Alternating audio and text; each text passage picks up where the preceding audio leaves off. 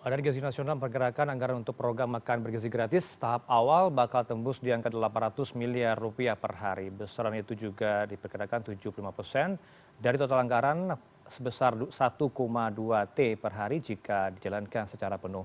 Anggaran jumbo makan bergizi gratis akankah berdampak pada APBN yang kian membengkak? Kita bahas pada sore bersama kami bersama daring dengan Pak Fikri Permana selaku ekonom senior KB Valburi Sekuritas. Selamat sore. Bang Fikri, sehat selalu Anda. Assalamualaikum.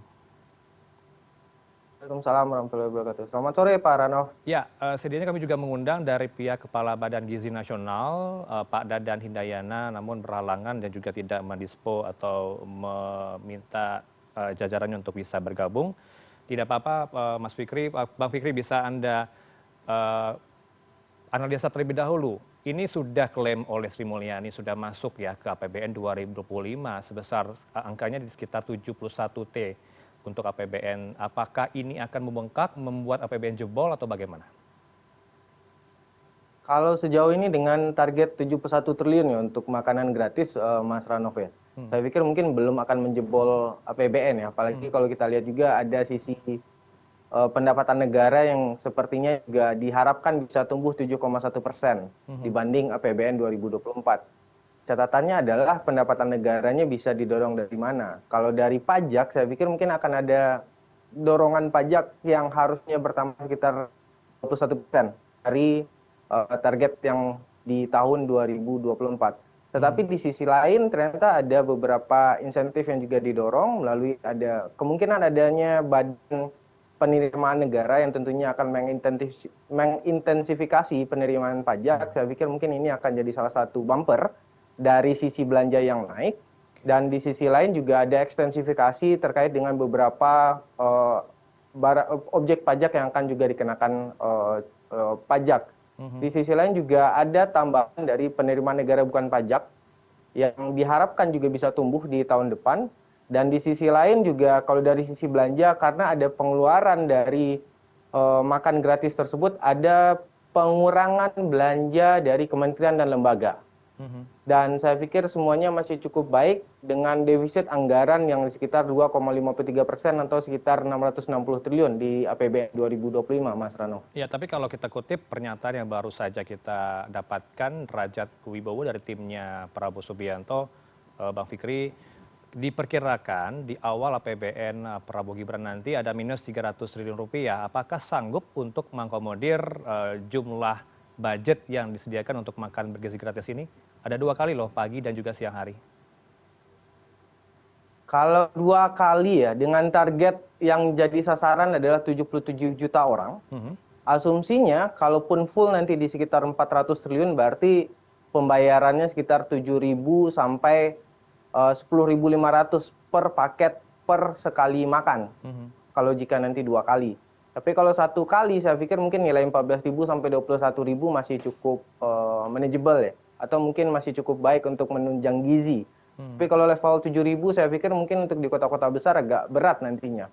Di sisi lain juga yang perlu juga dilihat adalah dengan belanja yang naik, kalaupun hanya 71 triliun di APBN 2025, saya pikir mungkin akan mendorong pertumbuhan ekonomi sekitar 0,2 sampai 0,4% di tahun 2025. Apalagi jika nanti ada 400 triliun, tentunya ada tambahan sekitar 1,6 sampai 1,8% dari pertumbuhan ekonomi. Tapi di sisi lain memang PR-nya adalah dorongan pendapatan pajak harus didorong dari mana. Kalau kita bicara penduduk Indonesia, di mana sekitar 51 jutanya adalah orang bekerja di formal, dan yang memiliki NPWP sekarang hanya 54 juta orang, artinya kita harus menambah atau mengekstensifikasi pajak dari sektor informal. PR-nya adalah sangat sulit untuk menghitung bagaimana pajak dari sektor informal ini. Saya pikir ini akan jadi batu sandungan yang cukup besar untuk badan penerimaan negara nantinya atau mungkin petugas pajak untuk mendorong orang yang informal ini masuk ke korteks sistem kita. Karena ya kalau dari administrasi mungkin akan sangat sulit ya, Mas Ranoff ya. Variabelnya apalagi jika untuk mendapatkan alokasi anggaran yang cukup besar selain dari penerimaan pajak? Apa variabel yang mungkin rasanya bisa diwujudkan untuk mengakomodir makan bergizi gratis ini sebanyak 2 kali, Pak Fikri? Kedua mungkin dari ini Mas Rano, tentunya ada pendapatan dinaikkan dari pendapatan negara bukan pajak, yaitu cukai dan juga mungkin devisa hasil ekspor. Sayangnya harga komoditas ekspor kita pada saat ini lagi mengalami penurunan yang cukup tajam dibanding 2023. Jadi mungkin agak sulit diharapkan dari ini. Ketiga, penerimaan yang bisa kita dorong adalah dari penerbitan surat utang negara. Ya. Resikonya adalah pada saat kita menambah surat utang negara, tentunya pembayaran di masa depan juga akan lebih tinggi. Apalagi di tahun 2024, 2025 ada sampai 3 tahun ke depan ada sekitar 8.000 triliun surat utang negara yang jatuh tempo. Di sisi lain tentunya ini juga akan memberatkan APBN di masa depan. Ini yang juga perlu diwaspadai. Hal lain yang juga perlu dilakukan adalah mungkin efisiensi dari sisi belanja. Tapi kalau kita lihat bagaimana kemungkinan nomenklatur dari kementerian dan lembaga di bawah pemerintahan Pak Prabowo yang akan lebih banyak, ya mungkin kesulitannya adalah agak sulit untuk menurunkan belanja dari kementerian dan lembaga. Hal lain yang juga mesti dilakukan adalah mungkin mengambil dari sisi subsidi, mengurangi subsidi khususnya subsidi energi. Tapi subsidi energi sejauh ini kan nilainya semakin lama semakin turun. Bahkan di tahun ini hanya sekitar 81 triliun ya. Dan 13 triliun dalam bentuk minyak dan 60-an triliun lainnya dalam bentuk gas. Jadi PR-nya adalah apakah kita mau mengorbankan subsidi dari gas dan juga minyak atau BBM ke sektor makan atau mungkin pendidikan nantinya, Mas Rano. Baik, ini juga menjadi catatan saya himpun dari para ekonom lainnya yang menyebutkan anggaran tahun depan 2025 akan tersandra untuk membayar bunga. Kemudian proyek infrastruktur, belanja pegawai, terlebih juga Pak Jokowi sudah menjanjikan kenaikan gaji PNS, kenaikan uang pensiun juga. Analisa Anda seperti apa untuk memikirkan janji-janji tadi seiring dengan adanya IKN juga dibangun dan juga makan bergizi gratis? Iya, ini yang jadi catatan sih Mas Ralf. Makanya agak sulit untuk menurunkan belanja negara di tahun depan. Kecuali ya hanya mungkin dari program subsidi.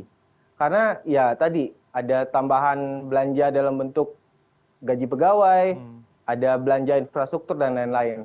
Dan yang juga harus dilihat adalah ada resiko pembayaran hutang juga pajak.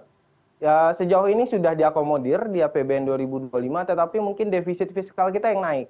Tahun ini ditargetkan hanya 2,3%, mungkin di tahun depan bisa ditargetkan 2,53%, tapi saya khawatir kalau nanti sisi pendapatan yang nggak bisa digenjot, belanjanya nggak bisa diturunkan, ya otomatis defisit anggaran kita di tahun 2025 mungkin bisa lebih dari target yang hanya 2,53%. Baik. Catatan yang harus dilakukan adalah ya pendapatan yang harus sangat ditumbuhkan di tahun depan. Tapi ya kita nggak tahu bagaimana badan baru yang akan, yang katanya ada badan penerimaan baru yang bisa efektif untuk mendorong hal tersebut, tapi ya tentunya tidak salah untuk berharap terkait dengan badan penerimaan negara yang baru tersebut. Ya, nomenklatur baru begitu ya, penerimaan negara juga sudah beredar calon menterinya di publik. Bang Fikri kemudian yang juga menjadi pertanyaan, seberapa realistiskah, seberapa tepat sasarankah program makan bergizi gratis ini akan terwujud di tengah kita harus juga memikirkan kapasitas fiskal, kemudian anggaran prioritas dan juga kebijakan publik lainnya, Bang Fikri? Kalau saat ini saya berpikir dengan anggaran hanya 71 triliun masih sangat realistis ya, Mas Rano. Tapi kalau anggarannya sampai nanti 400 triliun, saya pikir mungkin catatan utama kita lah kita harus meningkatkan tax ratio dari 9,2% ke 12,3%. Agak sulit untuk mendorong tax ratio naik lebih tinggi pada saat ada resiko penurunan kelas menengah, ada resiko juga penurunan daya beli pada saat ini. Dan di saat yang sama juga yang harus kita khawatirkan adalah gejolak dari ekonomi global. Artinya apa? Pendapatan dari ekspor kita juga turun. Jadi catatan yang harus kita lakukan adalah kita harus kembali menggali apa sumber pendapatan dari dalam negeri. Oke. Ya, Terakhir, hal lain yang juga bisa dilakukan mungkin. Ya. Oke. Ya terakhir singkat saja Bang Fikri, kemudian apakah nantinya ke depan dengan adanya tantangan tadi bisa terwujud gizi seimbang, program makan bergizi gratis, apakah berkelanjutan nanti di periode berikutnya atau cukupnya 1 tahun saja untuk dicoba?